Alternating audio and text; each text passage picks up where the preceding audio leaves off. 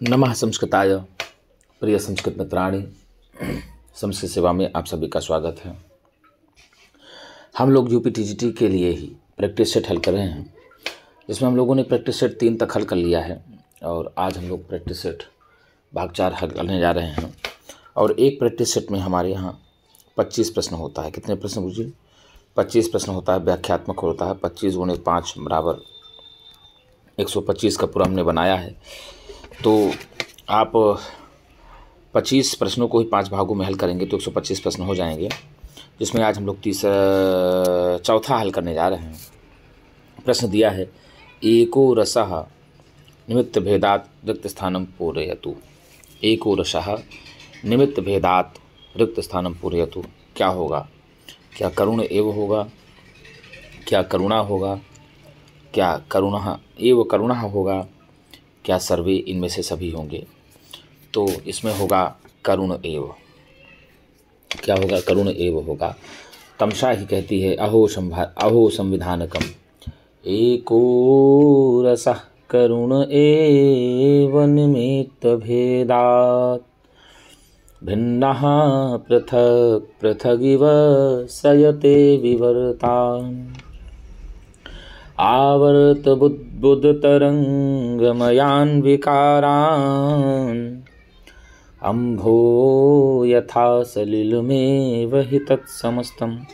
अर्थात वहाँ पर तमसा ने कहा था कि एकमात्र ही रस है करुण, और उसके कारण मात्र भेद से भिन्न भिन्न और सारे रस उसका आश्रय लेते हैं। जिस प्रकार से जल जल ही होता है, लेकिन उस जल में आवर्त हो, चाहे बुदबुद हो, चाहे तरंग हो, वे सब उसके विकार होते हैं, लेकिन जल जल ही होता है, ऐसा तमसा ने कहा था। तो सीधे इसका उत्तर एक का ए ही चले जाएगा, करुण एव। क्या होगा गुरुजी? करुण एव, अर्थात एको रसः करुण एव निमित्त भेदात्। एक ही रस है और बाकी उसके सारे भेद हैं। आगे कहा कि पुटपाकः इत्यस्य अभिप्रायः अस्ति। पुटपाकः इत्यस्य अभिप्रायः अस्ति। पुटपाक इसका अभिप्राय है। क्या है? आभूषणः। क्या आभूषण होगा? क्या व्यंजनः? क्या व्यंजन होगा? क्या औषधि? क्या औषधि होगी? क्या औषधि ही पाकस्य विधि? क्या औषधि को पकाने की विधि होगी? क्या औषधि को पकाने की विधि होगी? तो यहाँ पुटपाकः जो है, इसका अर्थ होगा औषधि पकाने की विधि, अर्थात औषधियों को पकाने की एक प्रकार की विधि को ही पुटपाक कहा जाता है। और पहला ही श्लोक है तृतीयंक का। मुरला बोलती है। कौन बोलती है गुरुजी? मुरला बोलती है। क्या बोलती है? कि अनिर्भिन्नो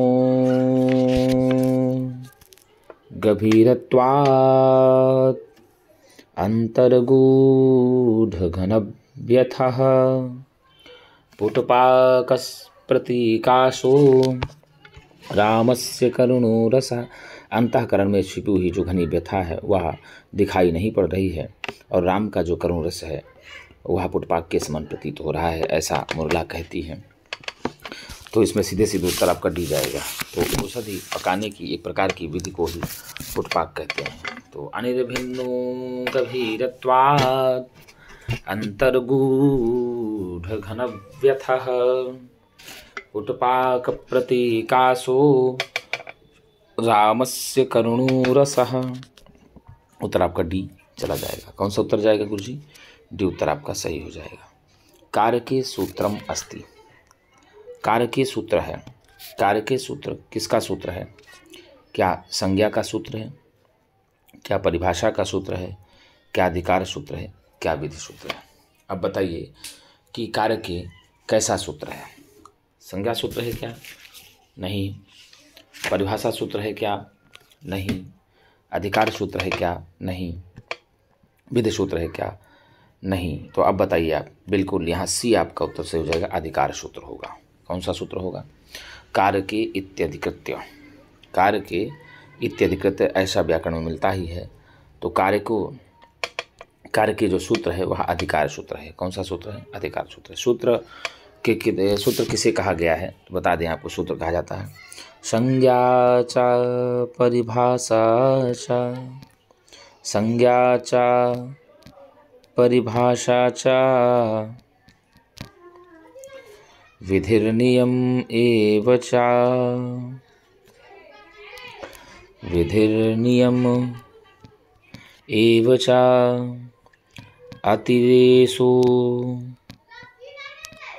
अतिदेशोधिकारस्य अधिकार सूत्र। 6 प्रकार के सूत्र कहे जाते हैं। सूत्र कौन कौन से कहे जाते हैं? संज्ञा च परिभाषा च विधिर्नियम एव च अतिदेशोधिकारस्य षड्विधम सूत्रमुच्यते। कितने प्रकार के सूत्र कहे जाते हैं? तो 6 प्रकार के। संज्ञा, परिभाषा, विधि, नियम, अतिदेश और अधिकार। और यदि कारक की बात किया जाए तो क्रियाम करोति इति कारक। क्रियाम करोति इति कारकम, अर्थात जो क्रिया को करता है उसको ही कारक कहा जाता है। अर्थात जो क्रिया को करने में सहायक होता है उसको ही कारक कहते हैं। यस्य संबंधः क्रियायाः साक्षात् भवति सः कारकः भवति। अर्थात जिसका क्रिया के साथ सीधे या साक्षात संबंध होता है उसको ही कारक कहा जाता है। कारकों की संख्या 6 है। कितने कारकों की संख्या? 6 है संस्कृत में। कर्ता, कर्म च करणम, संप्रदानम तथैव च अपादानाधिकरणम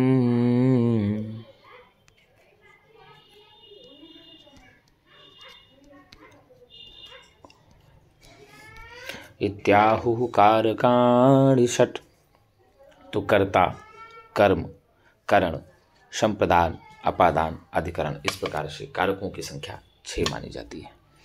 कितनी मानी जाती है गुरुजी? 6 कारकों की संख्या मानी जाती है। तो यहाँ जो कारक के सूत्र है यह अधिकार सूत्र है। कैसा सूत्र है गुरुजी? कारकीय अधिकार सूत्र है। और संस्कृत में कारकों की संख्या की बात की जाए तो 6 कारक है। कारकी पदे प्रत्यय अस्ति। कारक पद में कौन सा प्रत्यय है बताइए गुरुजी? कारक पद में कौन सा प्रत्यय है? क्या अक प्रत्यय है? क्या ठक प्रत्यय है? क्या अणुल प्रत्यय है? क्या घई प्रत्यय है? तो भैया प्रतीयते विधीयते इति प्रत्यय, ठीक है ना। प्रत्यय किसको कहा जाता है? तो प्रतीयते विधीयते इति प्रत्यय।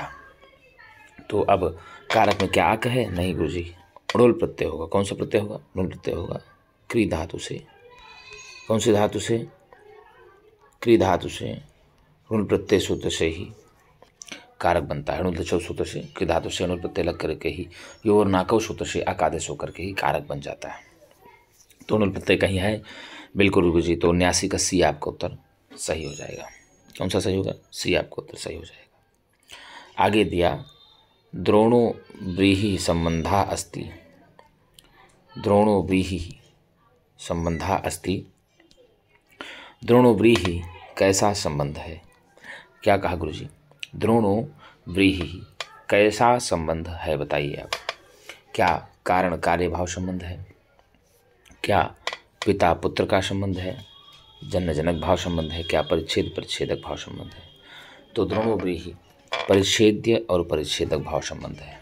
कैसा संबंध है गुरुजी? द्रोणो व्रीहि परिच्छेद परिच्छेदक भाव है, इसलिए यहाँ पर परिच्छेद परिच्छेदक भाव संबंध होता है। यहाँ जो द्रोण है यह परिच्छेदक है जिसको विशेषण कहा जाता है, और व्रीहि परिच्छेद है, विशेष्य है। तो यह परिमाण मात्र का उदाहरण है। किसका उदाहरण है? परिमाण मात्र का उदाहरण मिलता है आपको द्रोणो व्रीहि।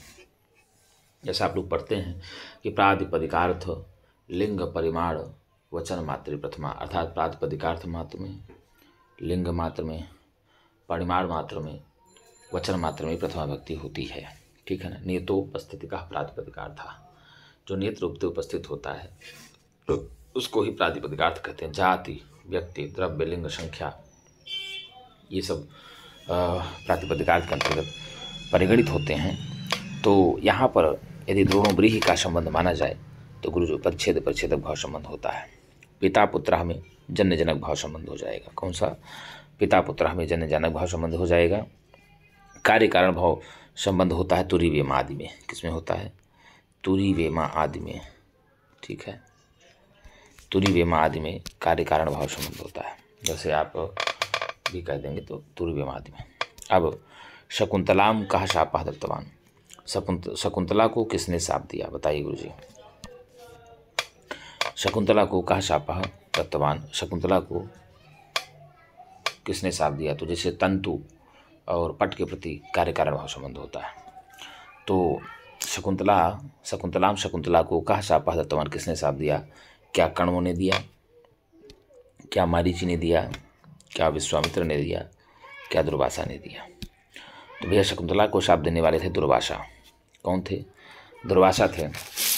दुर्वासा जी ने ही चतुर्थ अंक के प्रारंभ में कहा था, आह अतिथि परिभाविन, अरे अतिथि का तिरस्कार करने वाली।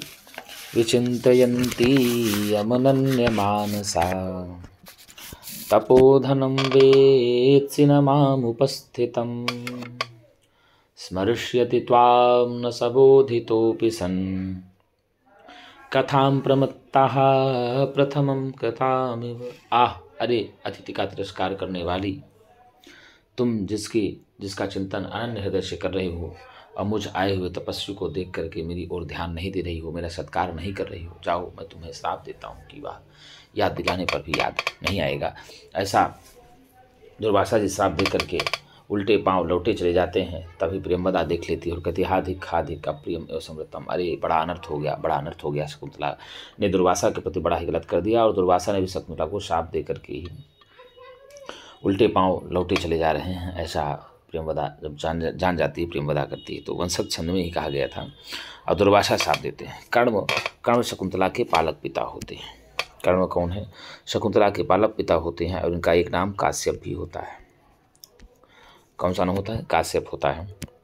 मारीच ऋषि का भी वर्णन मिलता है, जब शकुंतला को राजा दुष्यंत पहचानने से इनकार कर देते हैं उनके शाप के कारण से ही, तो शकुंतला गर्भिणी रहती है और मारीची आश्रम में जाकर के ही अपने पुत्र भरत को जन्म देती है। तो यहाँ पर मारीच आश्रम का वर्णन मिलता है। आगे दिया अर्कः शब्द से अर्था भवति। अर्क शब्द का अर्थ होता है, अर्क शब्द का कौन सा अर्थ होता है, सूर्यः, चंद्रः, नक्षत्रः, तारा। तो अर्क शब्द का अर्थ होता है सूर्य। क्या होता है गुरुजी, अर्क शब्द का अर्थ ही होता है सूर्य। आपको बता दें, आप पढ़ेंगे जब दूसरा श्लोक शिष्य कहता है वेलोप लक्षणार्थम आदिष्टोस में तत्र भवता प्रवासाद उपावृत्तेन काश्यपेन प्रकाशम निर्गतः तावद अवलोकयामि कियद अवशिष्टम रजन्या इति। वो कहता है कि भाई साहब, मैं तो गुरु के द्वारा ही पूजा आदि की सामग्री को लाने के लिए आदेश दिया गया हूँ और कितनी रात्रि शेष बची है ऐसा जानने के लिए वह बाहर निकलता है, चारों तरफ घूम कर कहता है हांत प्रभात हो गया है, ऐसा कहता है। तो उसी में श्लोक बोलता है यात्येकतोस्त शिखरम पशिरोषधीनां आविष्कृतोरुणपुरस्सर एकतोर्गः तेजोद्वयस्य युगपद्व्यसनोदयाभ्यां लोको नियम्यत इवात्मदशांतरेषु। अर्थात एक तरफ औषधियों के स्वामी चंद्रमा अस्ताचल की ओर जा रहे हैं, तो दूसरी तरफ भगवान सूर्य, ये अर्कः भगवान सूर्य अरुण देवता को आगे किए हुए निकल रहे हैं। और ये दोनों तेज अपने एक साथ उदय और अस्त से इस संसार को यह बताना चाहते हैं कि समस्त संसार को एक समान रहना चाहिए। मानो ये दोनों तेज संपूर्ण संसार को निमित्त से कर रहे हैं, ऐसा कहते हैं। तो उत्तर आपका जाएगा सूर्य। राजा दुष्यंतस्य वंशस्य नाम आसीत। राजा दुष्यंत के वंश का नाम क्या था, क्या सूर्यवंश था, क्या पुरुवंश था, क्या यदुवंश था, क्या कुरुवंश था। तो राजा सूर्य के वंश का नाम था पुरुवंश। कौन सा वंश था गुरुजी, राजा सूर्य के वंश का नाम था पुरुवंश। पुरुवंशी राजा दुष्यंत कहा जाता है। सूर्यवंश यदुवंश भगवान कृष्ण का माना जाता है और सूर्यवंश भगवान राम के वंश को भी कहा जाता है। वहाँ आदिश्वसुर पुराणम की चर्चा आई है उत्तरामचरितम में, और रघुवंश भी कहा जाता है। और कुरुवंश कौरवों का था। कुरुवंश आप कह सकते हैं दुर्योधन आदि का वंश कुरुवंश कहा जाता है। अभिज्ञाने चतुर्थे अंके विष्कंभकः कस्मिन् स्थाने आगच्छति। अभिज्ञान के चतुर्थ अंक में विष्कंभक किस स्थान पर आता है। 84 का बताएंगे कि अभिज्ञान शाकुंतलम के चतुर्थ अंक में जो विष्कंभक है वह किस स्थान पर आता है। बताइए गुरुजी, किस स्थान पर आता है। अंकस्य मध्ये, अंकस्य आदेः, अंकस्य न कुत्रापि। तो अंक के आदि में ही विष्कंभक आता है। अभिज्ञान शाकुंतलम के चतुर्थ अंक में विष्कंभक अंक के आदि में ही प्रारंभ हो जाता है और आया भी होता है। आरंभ वहीं से होता है, चतुर्थ अंक में शुद्ध विष्कंभक से प्रारंभ होता है। जिससे होता है गुरु जी, अगर यदि बात किया जाए तो अभिज्ञान शाकुंतलम का प्रारंभ ही शुद्ध विष्कंभक से होता है। किससे होता है गुरु जी? शुद्ध विष्कंभक से होता है। तो आदि में आ जाता है, अंक से आदि ही अंक के आदि में आ जाता है। उत्तर आपका बी चला जाएगा। शकुंतला या मातुः नाम आसीत, शकुंतला की माता का नाम क्या था? बताइए क्या था गुरु जी? भानुमति, हंसपदिका, मेनका या गौतमी? तो शकुंतला की माता का नाम आप लोग खटाखट बताएंगे कि शकुंतला की माँ का नाम क्या था। तो शकुंतला की माता का नाम था मेनका। क्या था गुरु जी? यदि शकुंतला की माता का नाम बात किया जाए तो मेनका था और पिता विश्वामित्र थे। कौन थे? पिता शकुंतला के विश्वामित्र थे और माता उनकी मेनका थी। और महर्षि कण्व शकुंतला के पालक पिता हैं। कौन है गुरु जी? महर्षि कण्व शकुंतला के पालक पिता होते हैं। तो उत्तर आपका यहाँ जाएगा मेनका। क्या होगा? मेनका। अब हंसपदिका शकुंतला की सखी होती है और गौतमी जो है आश्रम की अध्यक्षा होती है। कौन होती है? गौतमी जो है आश्रम की अध्यक्षा होती है। तो उत्तर आपका चला जाएगा डी। आगे रहा, आशीर्वचन संयुक्ता स्तुतिर्यस्मात् प्रयुज्यते कस्य लक्षणः अस्ति? आशीर्वचन संयुक्ता स्तुतिर्यस्मात् प्रयुज्यते, जहाँ पर आशीर्वचन आदि की बात की जाती है, स्तुति आदि की बात की जाती है, उसको किसका लक्षण बताया गया है? क्या नेपथ्य का, सूत्रधारस्य का, नद्याः क्या, विदुष्कस्य का? तो किसका लक्षण बताया गया आशीर्वचन संयुक्ता का? भैया बताइए। तो यह नांदी का लक्षण है। क्या है? तस्मात् नांदी इति उच्यते, यह नांदी का है। किसका लक्षण है गुरु जी? यह नांदी का लक्षण है। और विज्ञान शाकुंतलम में अष्टपदा नांदी का प्रयोग किया गया, आपको बता दें। पहला ही जो मंगलाचरण है, या सृष्टि सृष्टुराद्या वाहति विधिहुतम या हविर्या च होत्री ये द्वे कालं विधत्तः श्रुति विषय गुणा या स्थिता व्याप्य विश्वं या माहुः सर्वबीज प्रकृतिरिति यया प्राणिनः प्राणवन्तः प्रत्यक्षाभिः प्रपन्नः तनुभिरवतु वः ताभिरष्टाभिरीसह। नांद्याः नांदी का है। अभिज्ञान शाकुंतले चतुर्थ अंक से प्रारंभ भवति। अभिज्ञान शाकुंतलम का के चतुर्थ अंक का प्रारंभ किससे होता है? अब बताइए गुरु जी। क्या सापेन, क्या साप से होता है? पुष्प चयनेन, क्या पुष्प चयन से होता है? क्या सोम तीर्थेन, क्या सोम तीर्थ से होता है? नायक नायिका संयोगेन, क्या नायक नायिका के संयोग से होता है? तो अभिज्ञान शाकुंतलम का यदि प्रारंभ की स्थिति की बात किया जाए तो विज्ञान शाकुंतलम के प्रारंभ की स्थिति की बात किया जाए तो पुष्प चयन से होता है। क्या होता है गुरुजी? पुष्प चयन से होता है। आप पढ़ेंगे चतुर्थ अंक के प्रारंभ में लिखा है कि ततः प्रविशतः कुसुमावचयम नाट्यम दो सखियाँ, अर्थात उसके पश्चात पुष्प चुनती हुई दोनों सखियों का प्रवेश होता है। ऐसा वहीं से ही दोनों सखियाँ प्रवेश करती हैं, अनुसुईया और प्रियंवदा। तो अनुसुईया पहले ही कहती हला प्रियंवदे यद्यपि गांधर्वण विधिना निवृत्त कल्याणा, ठीक है ना, शकुंतला अनुरूप भर्तृगामिनी समृतेति निवृत्तम में हृदय तथा अपि एतावत् चिंतनीय। तो पहले पुष्प चयन से प्रारंभ होता है। क्या होगा? तथा प्रविशति कुसुमावचयम नाट्यंत्यम सख्यो, उसके पश्चात पुष्प चुनती हुई दोनों सखियाँ अर्थात अनुसुईया और प्रियंवदा का प्रवेश हो जाता है। साप देते हैं दुर्वासा जी, और सोम तीर्थ तो गए हुए होते हैं आपके काश्यप जी, और नायक नायिका के संयोग से तो नहीं, बिल्कुल नहीं। अभिज्ञान का अंगीरसा हस्ती, अभिज्ञान में अंगीरस कौन है? बताइए। क्या हास्य है? क्या श्रृंगार है? क्या श्रृंगार है? क्या करुण है? क्या करुण है? क्या वीर है? क्या वीर है? तो अभिज्ञान शाकुंतलम में श्रृंगार रस है। कौन सा है गुरुजी? अभिज्ञान शाकुंतलम में यदि अंगीरस की बात किया जाए गुरुजी तो श्रृंगार रस हो जाएगा। कौन सा रस हो जाएगा? श्रृंगार रस का स्थायी भाव होता है रति, अवीर का होता है उत्साह, करुण का शोक, हास्य का हास होता है। तो करुण का जब करुण किसका है तो उत्तर रामचरितम का है। कौन सा भैया? उत्तर रामचरितम की बात किया जाए तो करुण रस हो जाएगा, और अभिज्ञान की बात किया जाए तो श्रृंगार रस हो जाएगा, और वीर रस प्रधान महाकाव्य अंबिका रस द्वारा रचित ऐतिहासिक उपन्यास है। ठीक है, सुराज विजय। कादम्बरी कथा संबंधा अस्ति।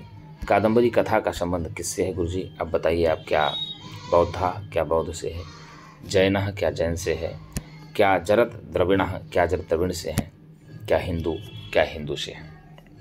तो अब आप बताइए कादम्बरी कथा का संबंध किससे है? तो कादम्बरी कथा का संबंध जरत द्रविणा से है। किससे है गुरुजी? जरत द्रविणा से है। जौन बौद्ध हिंदू से ना होकर के आप सीधे सीधे लगाएंगे उत्तर, सी आपका उत्तर करेक्ट हो जाएगा। क्या उत्तर होगा गुरुजी? सी आपका उत्तर हो जाएगा, जरत द्रविणा। आगे दिया कदलिका काम करिणः इत्यत्र प्रयुक्तः। कदलिका का अर्थ अस्ति। कदलिका काम करिणः यह इत्यत्र प्रयुक्तः कदलिका अर्थ अस्ति। यहाँ पर कदलिका का अर्थ क्या होगा बताइए? क्या पुष्प होगा? क्या लक्ष्मी होगी? क्या कदली फलम होगा? क्या बागा होगा? अब बताइए इसमें कौन सा उत्तर होगा? तो कदलिका काम करिणः में जो कदलिका का अर्थ होता है ना गुरुजी, केला होता है। क्या होता है? केला होता है। तो यहाँ पर आप सीधे सीधे लगा लेंगे उत्तर, कदलिका का अर्थ सी लगा देंगे। क्या लगाएंगे? सी लगा दे देंगे, ठीक है ना। यह वाक्य ये जो पंक्ति है, यह आपकी पंक्ति है सीधे सीधे शिवराज विजय की। किसकी? शिवराज विजय की। आगे दिया द्वंद्व समासस्य कति भेदाः। द्वंद्व समास के कितने भेद हैं? द्वंद्व समास के कितने भेद हैं बताइए? क्या द्वौ भेदाः, क्या दो भेद हैं? त्रयः भेदाः, क्या तीन भेद हैं? चत्वारः भेदाः, क्या चार भेद हैं? पंचभेदाः, क्या पांच भेद हैं? तो आपको बता दें, पहले ही लघु सिद्धांत कौमुदीकार ने कहा समासः पंचधा। कितना भैया? समासः पंचधा। अर्थात लघु सिद्धांत कौमुदीकार आचार्य वरदराज ने समास के पांच भेद माने हैं। केवल समास, अव्ययीभाव समास, तत्पुरुष समास, द्वंद्व समास और बहुव्रीहि समास। उन्होंने केवल पांच समास के भेद माने हैं, लेकिन भट्टो दीक्षित ने चार माना है। और आपके जो यूपी टीजीटी का सिलेबस है उसमें भी चार ही समास माना जाता है। कितने समास? चार समास माने जाते हैं। अव्ययीभाव समास, तत्पुरुष समास, तत्पुरुष का भेद कर्मधारय माना गया और कर्मधारय का भेद द्विग माना गया। द्वंद्व और बहुव्रीहि चार भेद ही माने जाते हैं, ठीक है ना। तो यहाँ पूछा है द्वंद्व समासस्य कति भेदाः सन्ति। द्वंद्व समास के कितने भेद हैं? तो बताइए आप। तो द्वंद्व समास के तीन भेद हैं। कितने भेद हैं गुरुजी? द्वंद्व समास के तीन भेद माने जाते हैं। आपको बता दें कौन कौन से? इतरेतर द्वंद्व समास। कौन हुआ? इतरेतर द्वंद्व समास।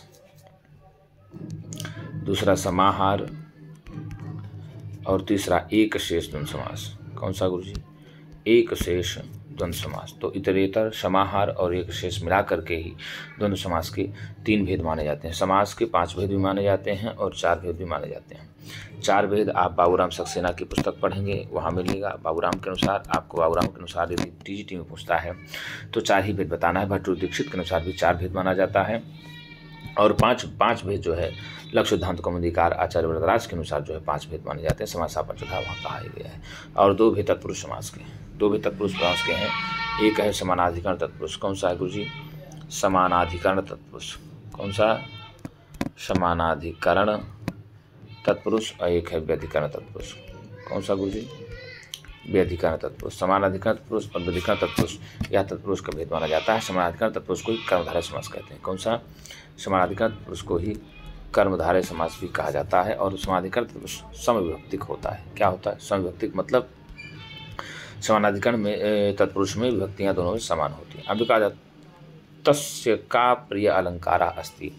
तो अंबिका दत्तस्य प्रिय अलंकारा किम अस्ति, ठीक है ना।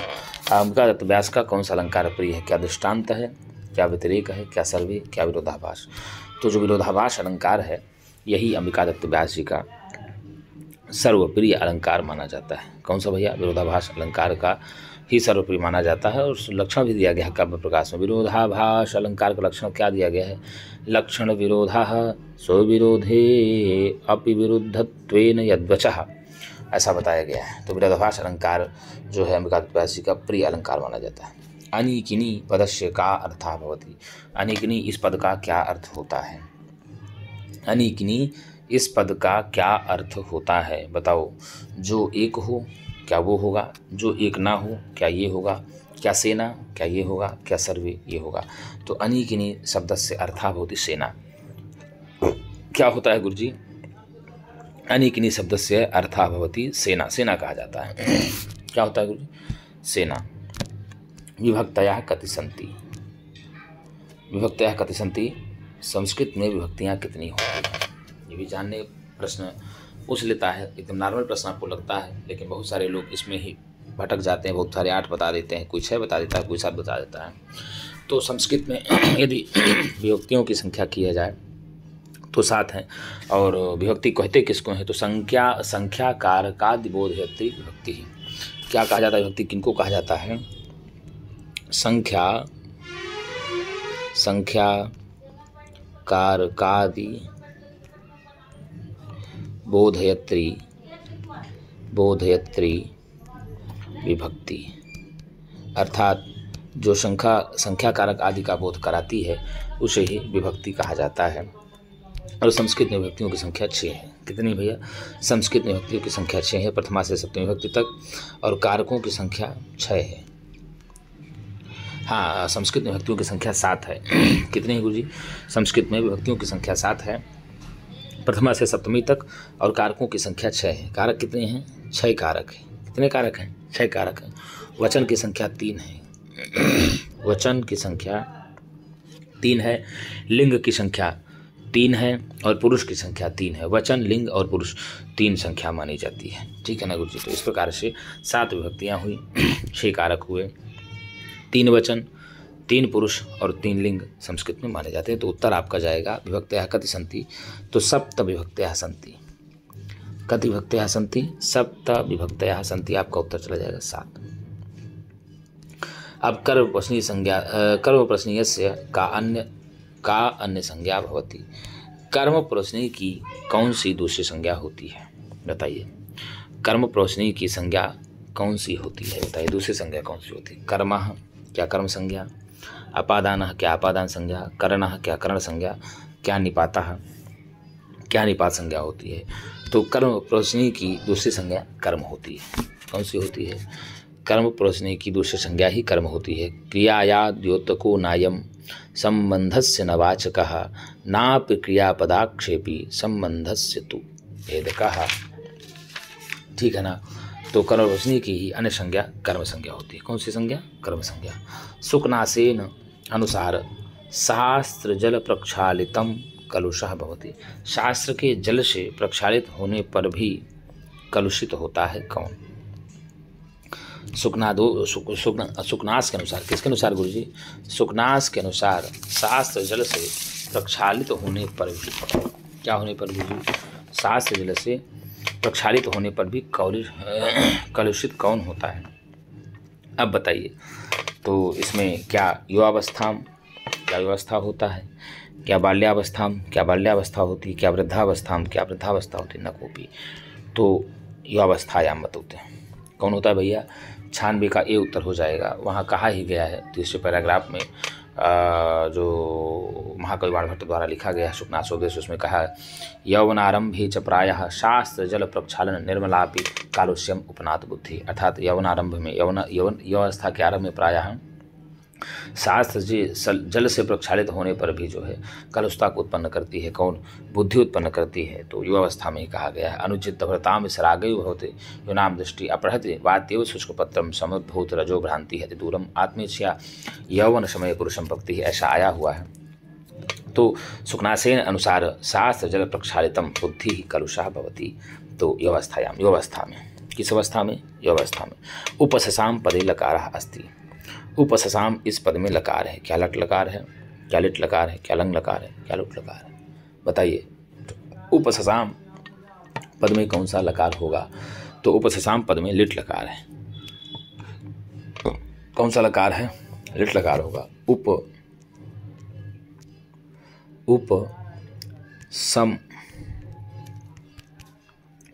उपसम से लिट लकार प्रथम पुरुष एक वचन।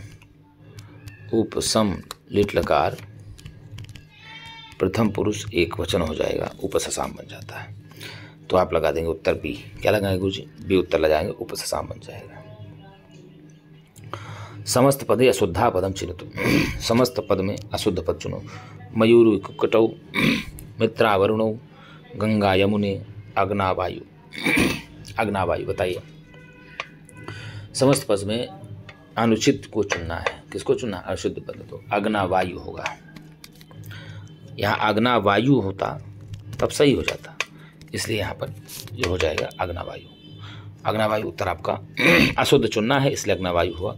तो अग्ना वायु होता तब शुद्ध होता, अशुद्ध चुनना है इसलिए आप लगा देंगे। आगे दिया अव्ययी भाव सूत्रम अस्ति। अव्ययी भाव सूत्र है। अव्ययी भाव कैसा सूत्र है बताइए गुरु जी। अव्ययी भाव जो है